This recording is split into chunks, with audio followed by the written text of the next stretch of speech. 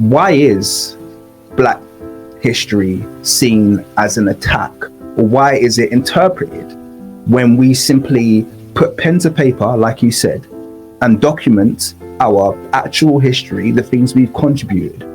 Why is it that that is seen as a direct attack on Western civilization, or on people who quote unquote classify themselves as being white people?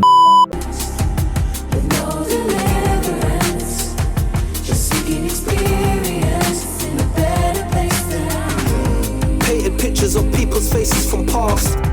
Hated figures never keep hating they heart. Why is our history, why should it, it wouldn't offend me if someone's like, showing me like Asian history or something like that, and I wouldn't instantly, my instant reaction wouldn't be, oh, how dare you, why? What is this phenomenon? I'd love for you to kind of expand on that a bit. Because we Black people, unfortunately, do not enjoy the same status that everybody else enjoys. So if a school teacher was known to be an expert on Chinese history, that school teacher would be celebrated. Yeah, bring that information into the classroom. But once it becomes Black history, in many schools, you're better off keeping your mouth shut, because you don't want the negative attention that comes with what you know about Black history. Our status isn't the same. So when people talk about liberalizing the teaching of history, what they mean is, instead of making it just European history, include the people from Asia, include the Arabs, include the Indians, include the Chinese. And as far as they're concerned, that has liberalized the history so that it becomes anti-racist. And so you will get intellectuals that will teach world history, including the people from India, the people from Arabia, the Persians, the Chinese. See, I'm anti-racist. And I asked the obvious question, where's Africa in all of this? And a lot of people don't see a problem because they believe that Africa has no part in any of this. There was an article that me and one of the Black Secret colleagues, George, we were talking about this only yesterday. And the article was, and you can look this up, it was called, Why is it that all these books on Africa all have the same front cover? And the front cover is the acacia tree. And you can Google this. There's an article where people analyze books on Africa. And these books, some of them could be history, some of them could be novels, some of them could be books on political economy, and they all have the same acacia tree on the front cover. And the significance of that is this. History is human achievement in humanizing the world. It has to be human intervention. So history cannot be an acacia tree. It has to be, what monuments did those people build? What fine art did those people create? What manuscripts did they write? What gold did they produce? What technologies did they create? And by making the image of Africa the acacia tree, you've made that natural history. You haven't made that history. And this idea that Black people do not have any heritage comparable with the people of Arabia, the people of Persia, the people of India, the people of China, unfortunately, that is the mainstream perspective.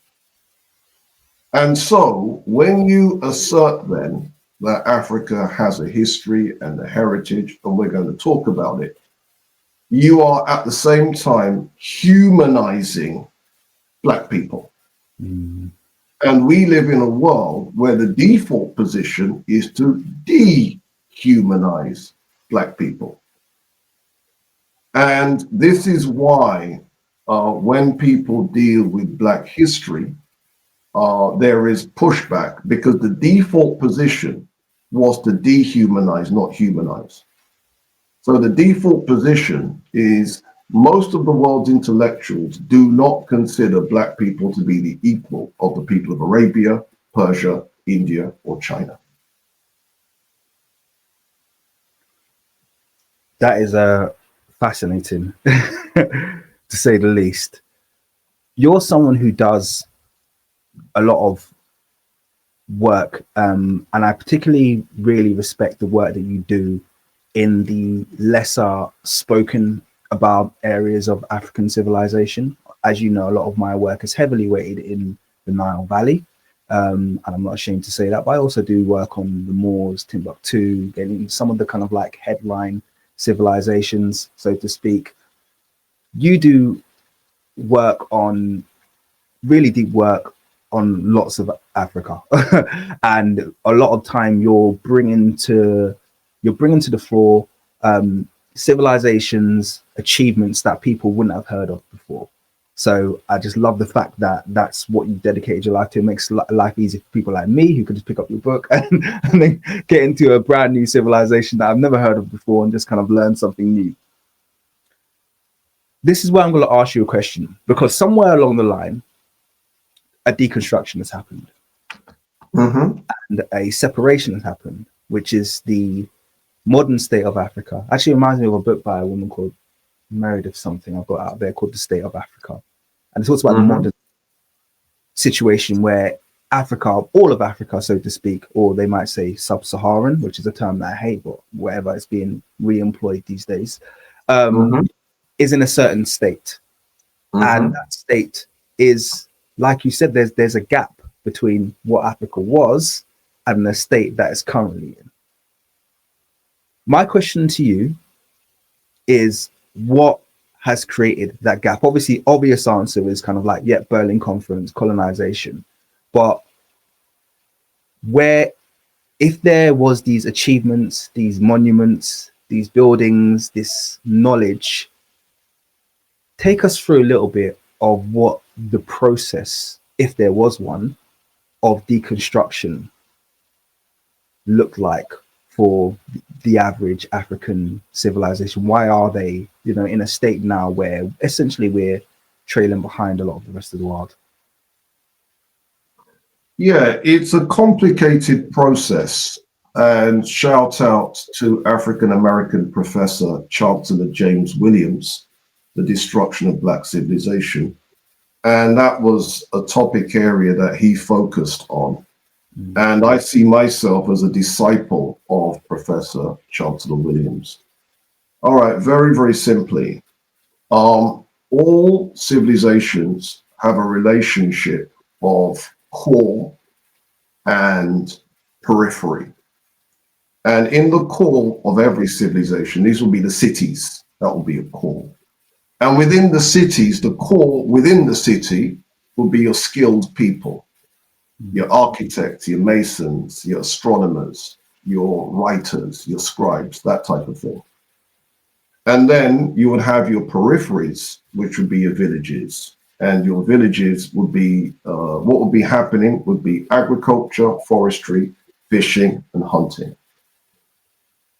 Every civilization is like that.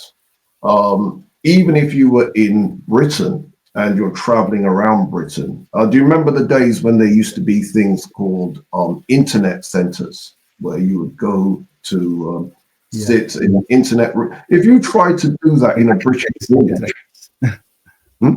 So you mean like internet cafes? Yeah, you know that if you tried to do that in a British village, there wouldn't be any internet cafes. Those are city things. Yeah. When it comes to the big libraries, those are in cities, they're not in villages.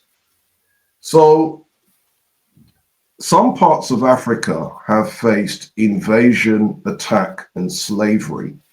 If we're talking about North Africa, the Romans conquered North Africa between 146 BC and 30 BC, and stayed in control for the next 700 years, making themselves the ruling class. What happened to the indigenous Africans? They became reduced to the status of slaves. And then there was the Arab conquest of North Africa, 639 AD to 708 AD. What happened when they conquered? The indigenous Africans became reduced to the status of slaves. And if people weren't slaves, they became outcasts. And so they ended up living in the most inhospitable places, getting away from Roman rule or getting away from Arab rule. And what that means is you end up moving away from where the old cities used to be, where the old culture used to be. Now, in dealing with transatlantic enslavement, the beginnings of that is 1441. Originally, it wasn't transatlantic, it was snatching people and bringing them to Portugal, snatching people and sending them to Madeira and the islands off the coast of Africa. By the time we get to the year 1500, it's snatching people and bringing them to the Americas, North America, Central America, South America, the Caribbean. During this process, if you are invaded by conquerors, if your villages are destroyed, that's your agriculture destroyed, your forestry destroyed, your fishing destroyed, your hunting destroyed. The cities starve. Do we understand that? Yeah? Yeah. Because if those people are killed, the cities starve. And if the people in the cities are killed or captured or enslaved, the people that used to be the scribes end up on slave ships. The people that used to be the doing eye cataract surgery, as they were doing in the city of Jenne in Mali, they end up on a slave ship. That technology disappears. If the people that did textiles end up on a slave ship, that technology disappears.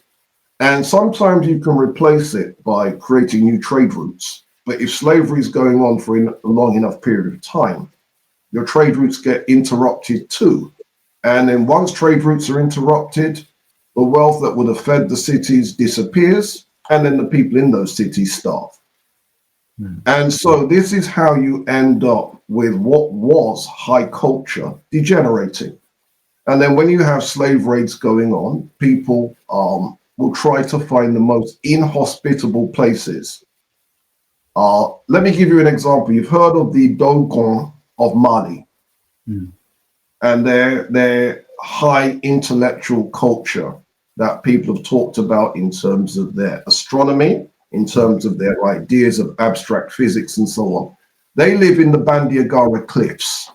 Have you ever asked yourself the question, what on earth are they doing in the Bandiagara cliffs?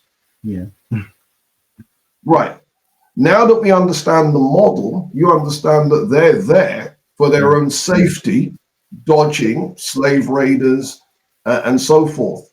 And so that's how you end up. Now, living on the Bandiagara cliffs, no culture can survive with its high technology in place in that type of situation.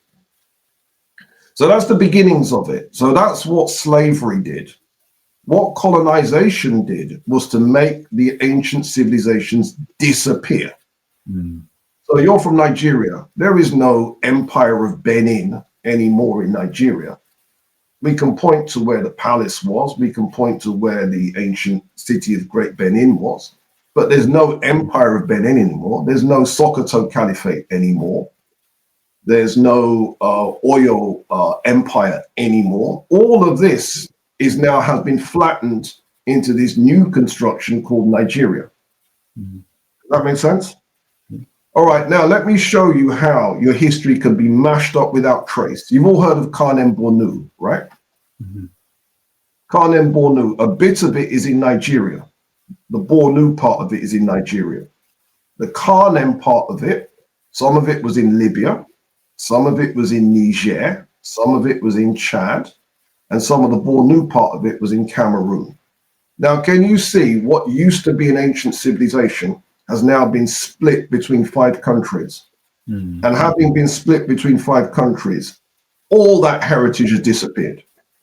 Sure, Bornu texts have appeared in Nigerian libraries. I know because I've seen some of them. But the heritage has disappeared. It's almost like colonialism wiped that from the face of the map. Once you're split between 5 countries, you're finished.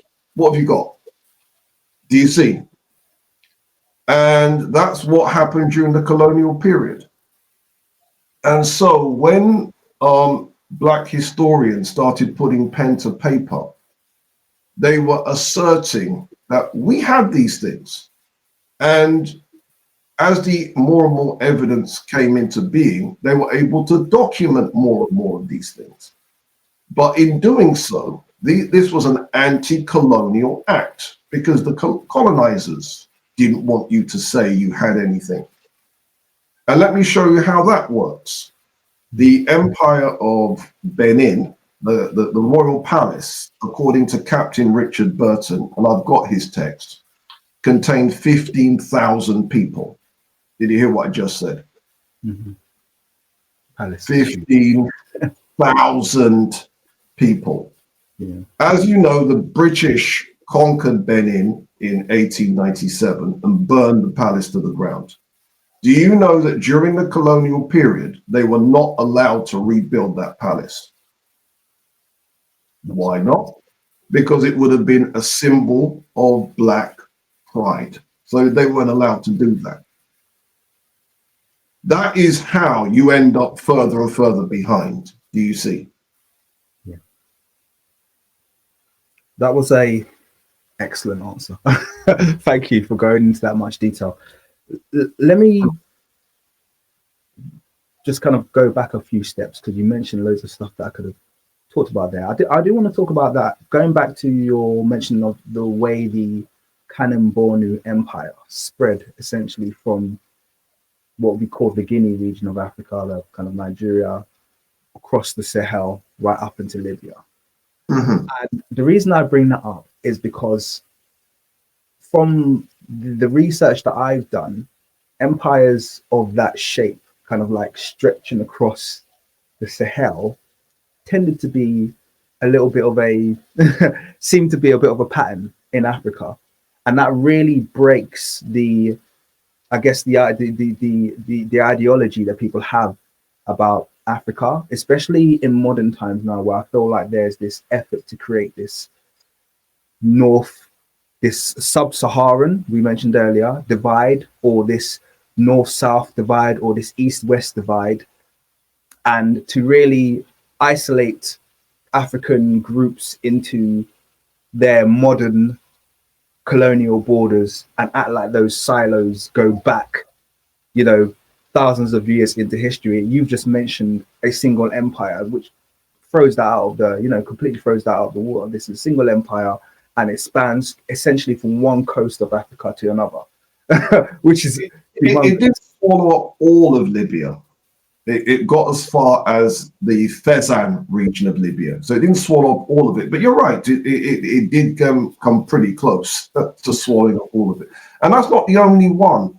If you look at the book, A Tropical Dependency by Lady Lugard, Flora Shaw, the inside cover has maps of medieval Mali, the Songhai Empire, and Kanem-Bornu.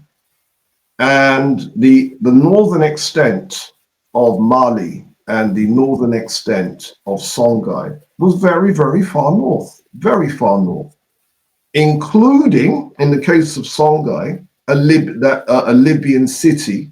There was a city in Libya that was swallowed up by the Songhai Empire as well. So here's the thing. This idea of the Sahara was too big a boundary for Negroes to cross is simply modern historical fiction. As my tutor, again, the very great Dr. Remy Biko teaches, this whole thing about North Africa and Africa south of the Sahara, he says you do not qualify the majority. So calling Africans south of the Sahara, sub-Saharan Africans, you're qualifying the majority. You don't qualify the majority. You should be qualifying the minority. Yes. So he uses the term Greater Africa for what most people call sub-Saharan, and he uses the term Africa Minor for North Africa. I like that. I actually use the term coastal Africans. And then I just call everyone else Africans. I refuse to engage in any talk of sub-Sahara or any. I either say Africans or continental Africans. And then you have coastal Africans. Yeah. And what's really interesting is, I don't know if you've picked up on this, but there is a modern attempt, and it's being led by population geneticists, to isolate North Africa from the rest of Africa. And these are within populations that are within the boundaries of many of the civilizations that we're talking about. So these would have been populations that at a certain day would have been part of Songhai or Mali or Garamantes, of different African populations, but they're doing their level best to say, no, these are isolated North African populations. They've got nothing to do with quote unquote sub-Saharan Africa. Have you picked up on this kind of recent attempt to separate North Africa from the rest of Africa, and what's your thoughts on it? I'm not an expert in genetics, but I do believe the next generation of scholars need to master it, so that we can get to the bottom of it in pretty much the same way that Professor Sheikh Anta Diop did it with ancient Egypt. He was able to see through their lies, and we need to do the same thing with genetics. Now, this notion of sub-Saharan Africa being disconnected from North Africa and so on, well, my thing is, I think many people have seen the reconstruction of Jebel Irhoud Man from Morocco 300,000 years ago.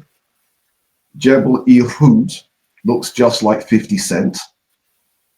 You've seen that reconstruction already, right? You know what? I'm not sure if I have. As you said it, I was like, that doesn't ring a bell. But I'll put it up on the screen for this as a part of what you're doing. Okay. Jebel Irhoud. In other words, this is mainstream things.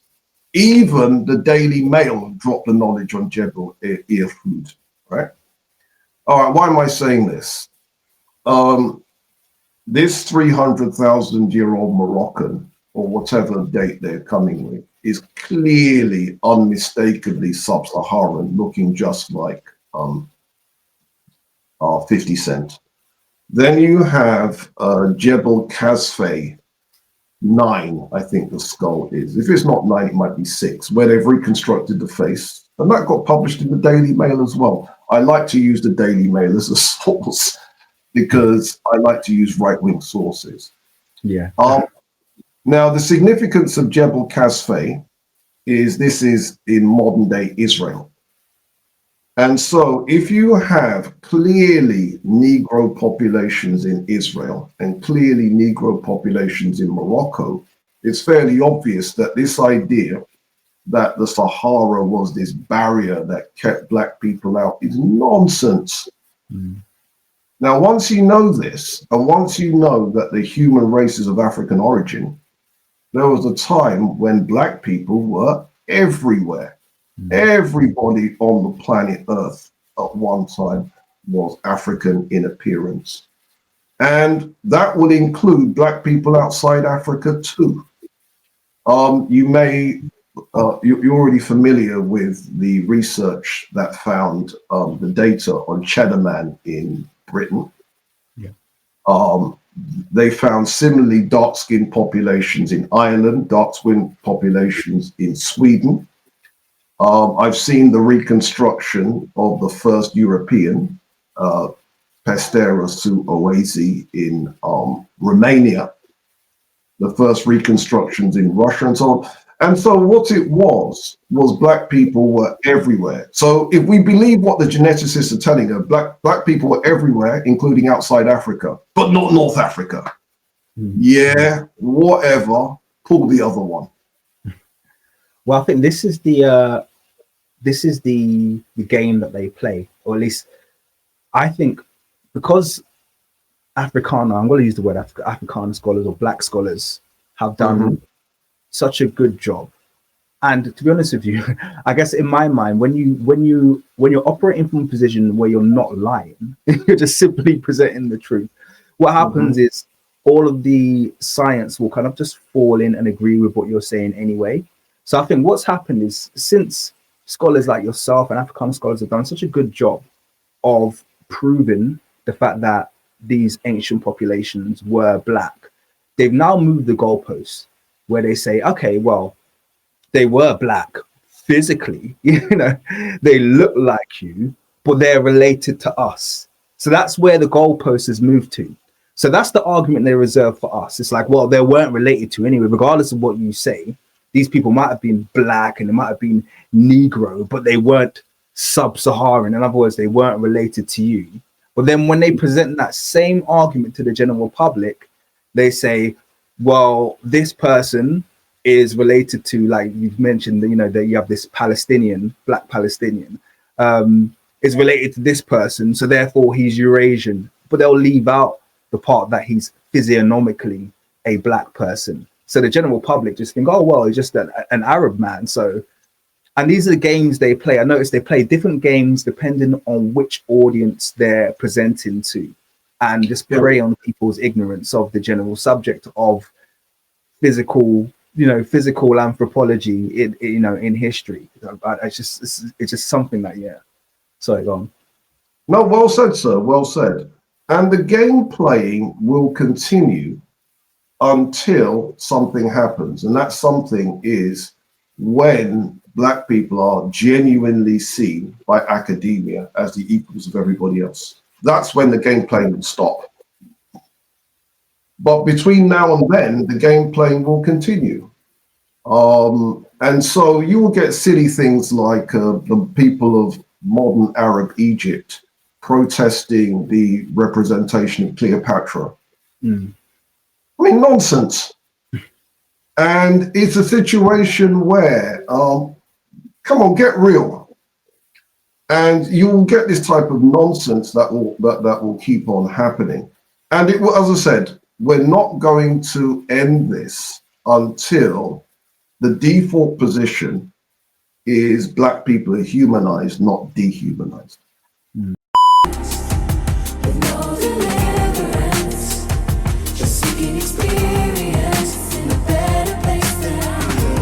Painted pictures of people's faces from past. Hated figures never keep hating.